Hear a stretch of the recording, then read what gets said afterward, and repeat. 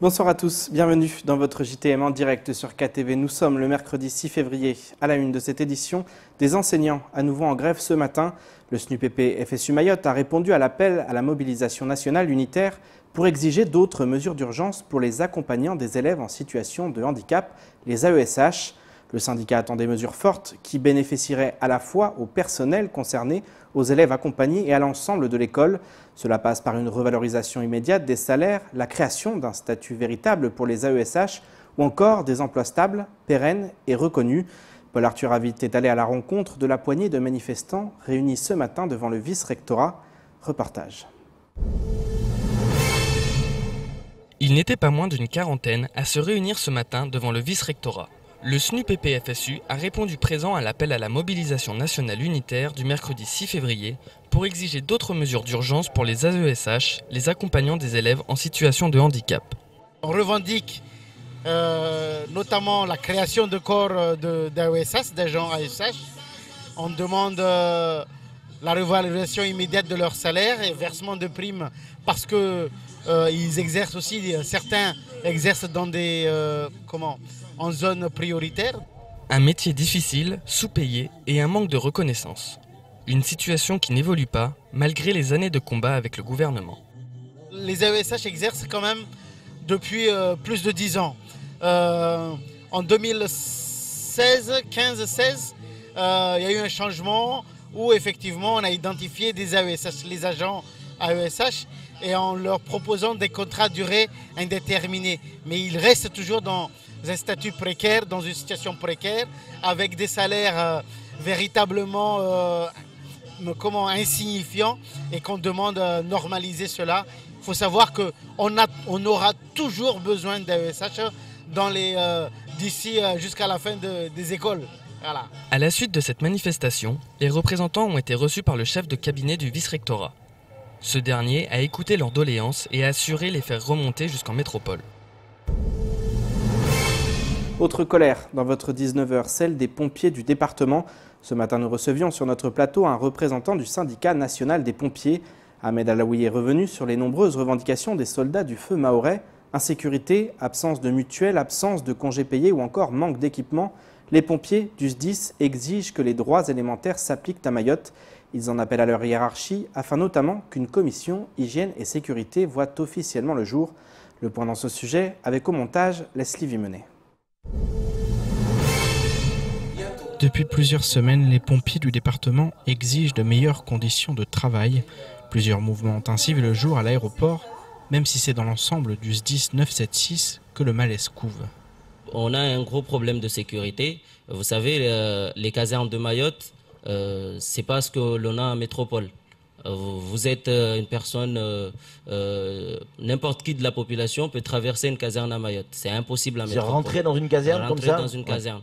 Et donc il y a des vols? L'ensemble de nos casernes, ils ont été visités. Vous voyez, à Mayotte, on est à 35 degrés à l'ombre. Quand on nous dit que... il n'y a pas de l'ombre partout. Oui. Quand on nous dit qu'on n'y a droit qu'à 2 pantalons par an et 3 t-shirts, c'est pas possible. Vous partez à 3, 4, 5 interventions, vous devez vous changer obligatoirement. C'est le seul SDIS auquel nous on a vu que pour partir en congé, on nous demande de signer une autorisation d'absence. Absence de mutuelle, manque de matériel, vol, agression. Les pompiers mahorais en ont assez et réclament l'activation de la CHSCT, une commission créée mais qui ne s'est jamais réunie. La solution, c'est le CHSCT, la commission d'hygiène, de sécurité et des conditions de travail. C'est la seule instance habilitée à travailler. C'est vrai. Aujourd'hui, on ne comprend pas que ça soit le SDIS, nous sommes passés SDIS, c'est-à-dire service départemental, depuis 2014, et cette instance n'est pas activée. Alors que la loi de 85, c'est la seule, les SDIS, ce sont les seuls établissements publics qui n'ont pas été imposés à une obligation d'effectif pour la création des CHSCT. Donc c'est obligatoire. Et jusqu'au jour d'aujourd'hui, ce n'est pas activé. Et vous le demandez ça au colonel Terrien? Oui, on le demande et ça fait partie de nos priorités. Ces nombreuses revendications ont été remontées à maintes reprises à la direction du SDIS, elle-même dépendante directe du conseil départemental. Mais pour l'heure, les choses n'évoluent pas, aux grandes dames du syndicat national des pompiers. nous, on a l'impression de ne pas être entendu Par la direction par la direction. Ouais. Une nouvelle direction du reste. Une nouvelle direction d'ailleurs, avec laquelle nous souhaitons toujours travailler avec pour pouvoir faire avancer les choses et avancer le service. Ce que nous demandons aujourd'hui, c'est au moins d'avoir la même chose que ce que ont nos collègues de l'Hexagone. Et notamment en termes de sécurité. En termes de sécurité. Parce que là, pour l'instant, vous n'avez pas du tout parlé d'argent, pour l'instant, ni d'augmentation de salaire, ni quoi que ce soit. Là, pour le moment, c'est tout ce que l'on demande. Par exemple, la sécurité, l'insécurité et des conditions de travail, une politique d'habillement qui nous convient par rapport au climat que nous avons. Voilà, des choses comme ça. Les soldats du feu ont pour mission de venir en aide à la population 24 heures sur 24, 7 jours sur 7. À Mayotte, les conditions ne semblent pas réunies pour que cette mission soit assurée correctement. Politique, dans votre 19h dimanche dernier, le parti Les Républicains a présenté sa tête de liste pour la mairie de Mamoudzou. Il s'agit du secrétaire général de la fédération à Mayotte, Amdil Soumaïla. À un an des élections municipales, la bataille est clairement lancée. Du côté de la majorité en place, pour l'heure le travail continue et aucun candidat ne s'est déclaré. Ce matin, nous recevions sur notre plateau Mohamed Mouendier, deuxième adjoint au maire de Mamoudzou. Ce dernier se voit renouveler son mandat à certaines conditions. Écoutons sa réaction lors de la matinale de Kwezi. Tout le monde reconnaît quand même que l'équipe en place a fait travailler, a fait du boulot. C'est clair. Franchement, qu'on soit de la majorité de l'opposition, il y a des résultats. On peut toujours faire mieux, évidemment. Non, mais on peut toujours faire mieux. Mais c'est vrai que, et on l'a dit souvent avec Samuel sur le plateau, c'est vrai qu'il y a du boulot qui a été fait. Donc il y a vraiment du boulot. En termes de sécurité. Il y a vraiment du boulot qui a été fait. Et moi, je sais que quand on est unis, quand on est solidaire, quand on travaille ensemble, on peut faire plein de choses. Maintenant, s'il y a des divisions, je n'en sais rien, on le verra d'ici quelques semaines, ce n'est pas bon. J'ai toujours dit qu'un homme seul va très vite, mais quand on est ensemble, on va plus loin. Donc je pense que ce qu'il faut d'abord voir, c'est est-ce qu'il est possible aujourd'hui de préserver une certaine unité. Moi, ce qui m'importe, moi, vous aimeriez ça. Moi, ce qui m'importe, c'est pas mon destin personnel. Encore une fois, moi, je suis faire de la politique pour moi, ce n'est pas un métier. Moi, je travaille, je suis fonctionnaire, je travaille au Conseil général, donc j'ai mon métier. Et c'est ce qui me fait vivre. Ce n'est pas la politique qui me fait vivre. Par contre, quand on fait quelque chose, c'est-à-dire servir la population, servir l'intérêt général, ce qu'il faut, c'est d'abord être uni et solidaire. Moi, c'est cette unité-là que je cherche. Si je l'ai au sein de cette majorité, pourquoi pas ? Je me tourne maintenant vers l'invité de la rédaction. Ce soir, nous accueillons le premier adjoint au maire de Mamoudzou, Bakar Liboto. Bonsoir. Bonsoir et bonsoir chères téléspectatrices et téléspectateurs.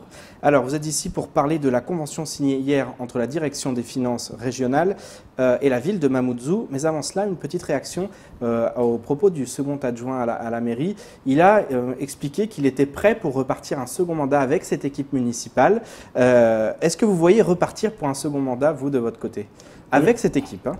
Oui, je pense qu'il a raison. Et à ma qualité de chef de la majorité de la municipalité actuelle, je crois qu'il est de mon devoir de faire en sorte que les conditions soient réunies pour que nous puissions continuer en 2020 le travail que nous avons commencé en 2014. Il est vrai que nous avons lancé beaucoup de chantiers, certains sont terminés, d'autres sont en cours, notamment la généralisation de l'éclairage public dont les travaux vont commencer d'ici peu, les gymnases qui sont prévus en Bombani, à Loujani, à Vaïbé, les plateaux sportifs qui sont en rénovation.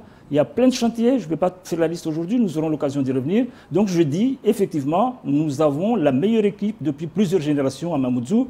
Ce serait dommage de laisser cette équipe s'éclater pour des raisons d'ordre personnel, alors que nous avons des objectifs qui sont plutôt d'ordre d'intérêt général dès le départ. Avec la même équipe et la même tête de liste ou ça, ce n'est pas encore défini? Nous sommes une majorité. Et dans pareil cas, en général, la majorité se réunit et décide de reconduire le maire actuel, présent, ou de discuter ensemble pour voir comment faire. Mais c'est pas une question de liste. C'est pas une question de personne. C'est d'abord une question d'équipe. Et nous sommes des personnes sensées, intelligentes, je suppose. En tout cas, je le crois. Je pense que quand on discute ensemble, toutes les solutions sont possibles et toutes les portes, quand elles sont ouvertes, il est possible de trouver dedans des possibilités, des potentialités pour réussir et surtout faire réussir la population, nos administrés. C'est ce qu'ils nous demandent d'ailleurs. Un dernier mot sur ce sujet, on va passer ensuite à la convention. Hamdil Soumaïla qui se présente, qu'est-ce que ça vous inspire? Mais c'est très bien, c'est aussi un candidat sérieux. Bon, bien sûr, il n'a pas la chance d'avoir une équipe aussi solide, aussi meilleure que la nôtre, mais c'est quand même un candidat qui peut être un challenger, comme on dit. D'ailleurs, je lui demanderai, il sait comment nous travaillons, il a vu comment nous travaillons. Je pense qu'il serait mieux utilisé chez nous que là où il se présente actuellement. Un mot de cette convention qui a été signée hier avec la direction régionale des finances publiques de Mayotte. En quoi consiste cette convention? Qu'est-ce qu'elle va changer? En fait, il s'agit de 3 objectifs essentiellement. L'objectif premier est de faire en sorte de réduire au maximum les délais de paiement, notamment des factures de nos entreprises. Et dans ce cas-là, vous savez, vous avez 3 acteurs, les entreprises, la mairie et la payerie, enfin la trésorerie générale. Et à chaque niveau, il peut y avoir des obstacles. Donc l'objectif par rapport à ces délais est de faire en sorte que ces obstacles disparaissent.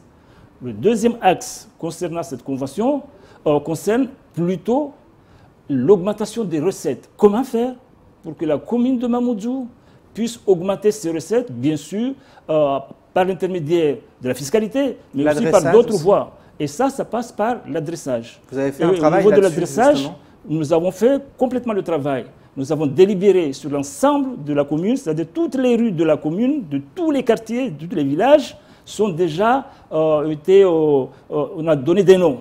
Ça, c'est déjà fait, c'est délibéré. Maintenant, nous sommes sur la phase d'implantation des panneaux de signalisation ou d'indication des adresses. Donc, c'est un travail déjà avancé. Et le troisième et dernier axe consiste à améliorer la qualité comptable entre nous et la payerie, enfin la trésorerie générale. C'est vrai, ça nous permettra à partir de là de pouvoir assez rapidement obtenir des informations nous permettant de prévoir l'année suivante. Tout ce que je viens de dire, c'est des choses effectivement qui se font dans le quotidien depuis plusieurs années. Mais il s'agit maintenant de renforcer encore ce travail en commun avec la payerie, enfin la DERFIP, pour que la commune de Mamoudzou, nos administrés, nos acteurs économiques puissent travailler dans de bonnes conditions et d'avoir des activités qui fleurissent. Le MEDEF expliquait encore tout récemment, cette semaine, qu'il y a de véritables problèmes justement dans ce paiement, être payé par les collectivités. Quels sont ces freins? Et justement, quels sont les freins qui seront levés grâce à cette convention? Vous savez, il y a plusieurs freins pour les collectivités en général. Je ne vais pas en parler pour les autres. Souvent, pour la plupart, c'est un manque de trésorerie. Ce n'est pas forcément le cas de Mamoudzou. Pendant plusieurs années, nous avons été largement excédentaires. Il y a un petit passage, quelques mois, c'était un peu difficile, mais là, on a repris. Et puis, nous avons des partenaires avec qui, notamment l'AFD, qui nous permettent de pouvoir avancer. Enfin, ils nous avancent des fois en attendant. Et donc, ce n'est pas forcément au niveau de la trésorerie. Mais il y a d'autres petits obstacles, notamment la transmission des dossiers, le traitement des documents, etc., etc. Ça, c'est des petites choses, mais qui peuvent freiner, qui peuvent mettre en péril des sociétés, des entreprises, ce qui n'est pas bon du tout. Et c'est là-dessus que nous allons travailler, que nous continuons à travailler, puisque nous avons eu déjà des réunions régulières avec la trésorerie et nous continuons à organiser ces réunions pour éliminer tous ces petits détails qui sont importants et qui peuvent freiner. Vous avez parlé des finances justement du chef-lieu. Est-ce qu'aujourd'hui les finances sont au vert? Est-ce que justement les projets, vous avez beaucoup de projets encore sur cette fin de mandat, est-ce que vous allez pouvoir les réaliser grâce à vos finances actuelles? Oui, bien sûr, Mamoudzou, c'est vrai que nous, on n'a pas eu beaucoup de problèmes de finances depuis que nous sommes là, parce que nous savons où trouver les finances. Et que là, nos projets, nous avons énormément de projets. Nous les avons pratiquement financés la plupart. Bien sûr, nous avons des partenaires, il faut aller les voir, les chercher, avoir encore plus de participation de la part de nos partenaires en termes de subventions, que ce soit l'État, le département et les autres partenaires. C'est vrai que nous avons des fonds propres, mais c'est vrai que nous pouvons utiliser ces fonds propres autrement pour mieux encore investir et faire en sorte que Mamoudzou vraiment soit une ville digne de ce nom et qui corresponde à la mission que nous avons, qui concerne à représenter l'ensemble du territoire en tant que chef-lieu. Bakar Libotoir, un tout autre sujet. Ce matin, vous avez participé à un conseil d'administration à la CIM. On sait qu'aujourd'hui, l'État est entré dans le capital de la CIM, était majoritaire avec la SNI. Ça ne s'est pas très bien passé, vous avez claqué la porte. Expliquez-nous qu'est-ce qui s'est passé ce matin. C'est vrai, je suis triste aujourd'hui, je suis très triste, parce qu'effectivement, nous travaillons depuis plusieurs années au niveau du conseil d'administration de la CIM. Nous avons des côtés l'État, quand je parle de l'État, c'est en fait l'État, la CDC, la SNI et les autres. La SNI, c'est la Société Nationale Immobilière. Voilà, bon, c'est toujours l'État d'une autre façon. Et puis localement, nous avons le département, la mairie de Mamoudzou, la chambre des métiers et le SMIA, même si il est en situation difficile. Jusqu'à là, nous avons une parité en matière de répartition du capital, 50% la partie locale et 50% la partie métropolitaine. Et nous avons fonctionné vraiment de façon très bien, en bonne intelligence, il n'y a jamais eu de souci à ce niveau-là. Aujourd'hui, nous avons accueilli la SNI depuis l'année dernière, c'est une très bonne collaboration. Et là, nous avons décidé de procéder ensemble à une augmentation de capital. Et cette augmentation de capital, qui a été précédée d'ailleurs par une réduction de capital, pour nous, c'était une très bonne chose, puisqu'il faut donner les moyens à la CIM de pouvoir fonctionner. Et nous avons demandé à ce qu'au niveau local, en tout cas, nous avons demandé à nos partenaires que nous puissions garder cette parité historique, c'est-à-dire 50% du capital pour la partie métropolitaine et 50% pour la partie locale. Et qu'au niveau local, nous avons eu des réunions entre nous, entre les actionnaires, et nous avons été d'accord. Et nous avons arrêté un certain nombre de décisions. Il se trouve qu'aujourd'hui, effectivement, nous sommes arrivés, le délai de souscription avait lieu pour le 15. Malheureusement, le 15, matériellement, techniquement, il était impossible pour les collectivités de pouvoir payer, puisque les budgets étaient bloqués, clôturés depuis le 7 décembre. Et par conséquent, comme la loi exige à ce que les fonds rentrent dans le compte, ce n'était pas le cas. Et on se trouve tout de suite, ipso facto, que la SNI, enfin l'État, la partie métropolitaine, devienne majoritaire à plus de 70%. Qu'est-ce qui vous fait peur dans ça? Ce qui me fait peur, c'est que historiquement, nous avons fonctionné avec 50%. La CIM, ce n'est pas n'importe quoi, ce n'est pas n'importe quelle société. La CIM, c'est un patrimoine local de Mayotte. C'est la société immobilière de Mayotte. Et c'est nous qui avons développé cette société jusqu'à ce jour. Donc nous avons un patrimoine colossal au niveau de l'ensemble du territoire, et notamment à Mamoudzou. Il va de soi que ce patrimoine puisse appartenir au moins à moitié à la communauté locale, c'est-à-dire aux actionnaires de Mayotte. C'est Mayotte en gros. Et une partie à l'État, en tout cas métropolitaine. Si aujourd'hui, avec peu de moyens, on puisse récupérer la totalité, enfin en tout cas 72%, c'est énorme. 72% du capital, ça veut dire quoi en gros? L'État va aujourd'hui décider.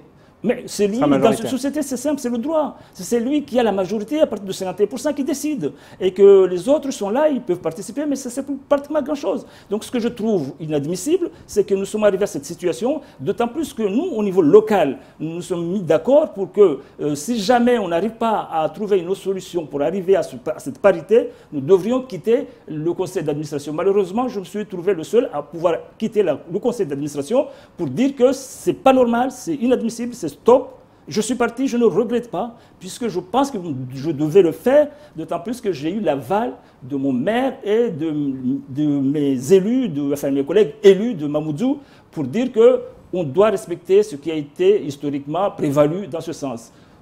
Bon, c'est vrai, après on me dit qu'on a trouvé une solution de pouvoir augmenter le capital plus tard. Mais comment? Mais augmenter le capital pour avoir cette parité. S'il n'y a pas possibilité d'avoir cette parité, je pense que je peux considérer que quelque part il y a tromperie dans la marchandise, comme on dit. Ça veut dire qu'on a été quelque part un peu abusé. Encore une fois, je reviens sur ces craintes que vous avez.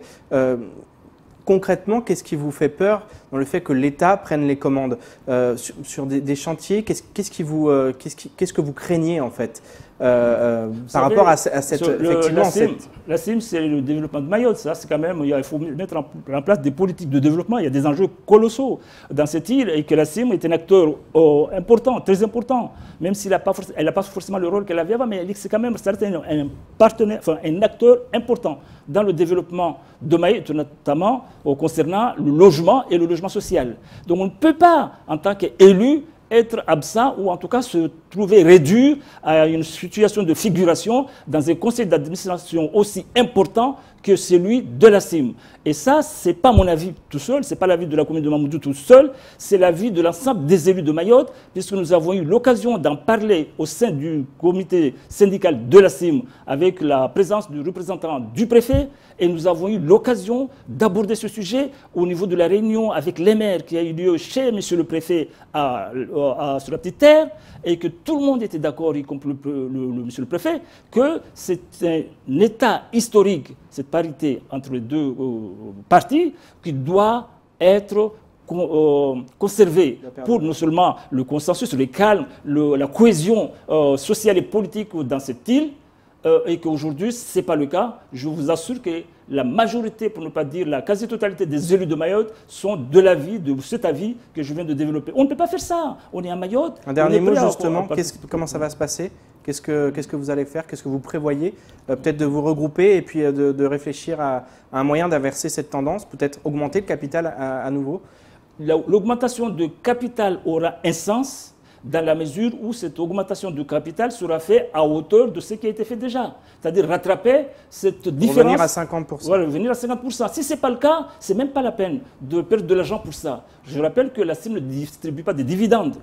Mais c'est une situation qui permet aux collectivités de participer au développement de Mayotte. Donc d'abord, il s'agit en fait à ce niveau-là, une décision politique et un pouvoir politique qui fait que celui qui a la majorité a forcément la destinée de la société en fonction de ses besoins, de ses intérêts, même si souvent nos intérêts sont convergents, mais il arrive souvent aussi que ça soit le contraire. Et on ne veut pas se trouver dans cette situation. Quand on est à parité, on est obligé d'être consensuel, on est obligé de discuter pour trouver une solution. Et nous avons besoin de cette situation et ne pas d'avoir une situation de majorité, ultra-majoritaire et minoritaire, y compris majoritaire blocage, ça ne sert à rien. C'est pour cela que je dis franchement, à nos collègues, à mes collègues du conseil d'administration, à l'ensemble des élus, ils sont convaincus déjà que nous devons retourner autour de la table, et je dis à la CNI, je l'ai dit tout à l'heure, que franchement, c'est de l'intérêt aussi de la CNI et de l'État de faire en sorte que dans cette île, nous puissions avoir la cohésion sociale et politique pour faire avancer les choses. On ne peut pas se conduire que si on était dans un autre territoire, on n'est pas en France métropolitaine, là-bas il y a plusieurs sociétés, ici il n'y en a qu'une, à La Réunion il y en a plusieurs, ici il n'y en a qu'une, et la seule qui existe pour l'instant, on ne doit pas faire n'importe quoi. Bakar Liboto, merci beaucoup. On suivra ce dossier de très près, ce dossier de la CIM, qui effectivement aujourd'hui est aux mains de la Société nationale immobilière. J'espère qu'on trouvera une situation que tout le monde fera en sorte que la sagesse reviendra pour retrouver la situation sereine qui est celle de la CIM jusqu'à aujourd'hui. Merci beaucoup. C'est moi qui vous remercie. Mayotte, très en retard en matière de logements sociaux. Mansour Kamardine qui s'apprête à présenter une loi de programme ou encore la création d'un poste de commissaire à la vie des entreprises.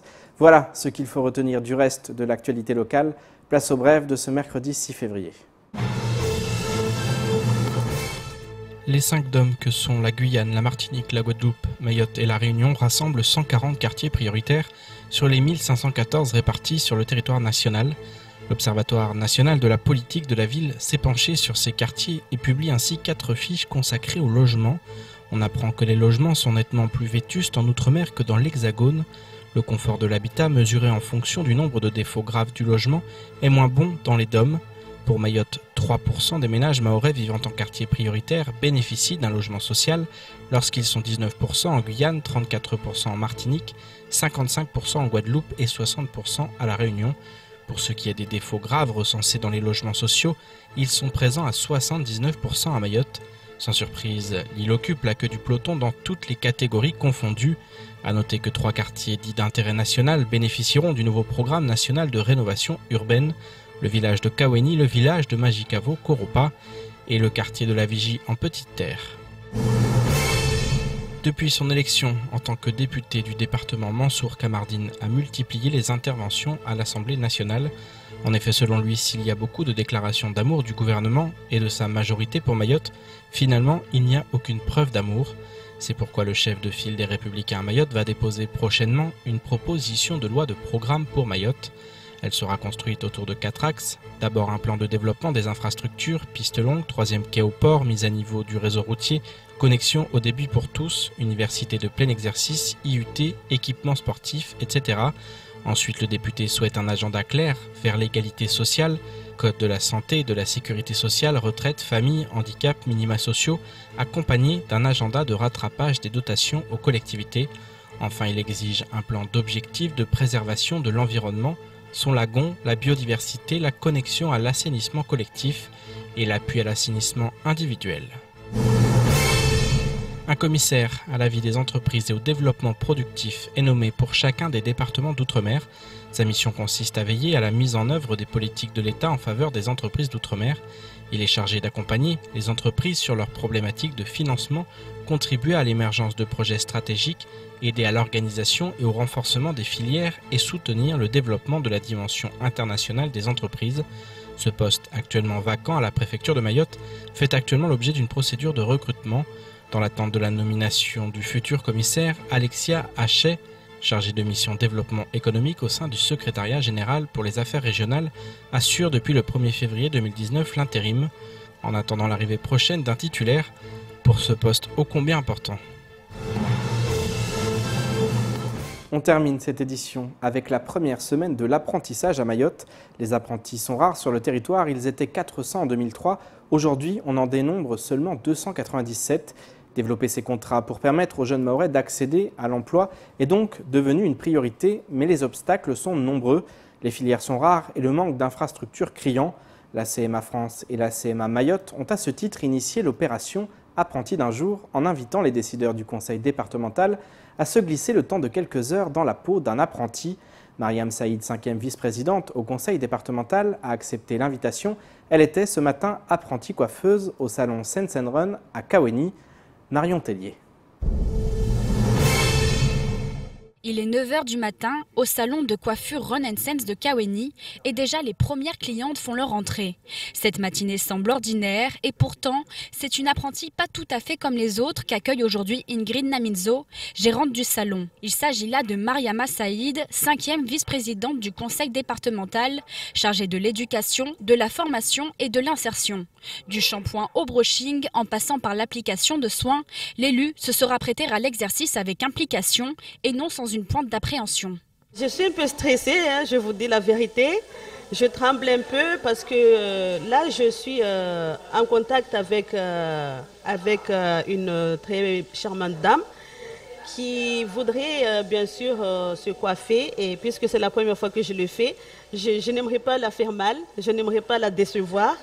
C'est un travail très minutieux, j'essaie de faire en sorte qu'elle sorte de là satisfaite. Inviter des personnalités politiques à se glisser dans la peau d'un apprenti le temps d'une journée, c'est le projet initié par la Chambre des métiers et de l'artisanat France et par la CMA Mayotte dans le cadre de la semaine de l'apprentissage. L'intérêt, d'abord, c'est de nouer des liens ou de raffermir des liens ou de consolider des liens entre le conseil départemental, les élus et puis les entreprises. Donc Madame Mariama Saïd est ici chez un artisan.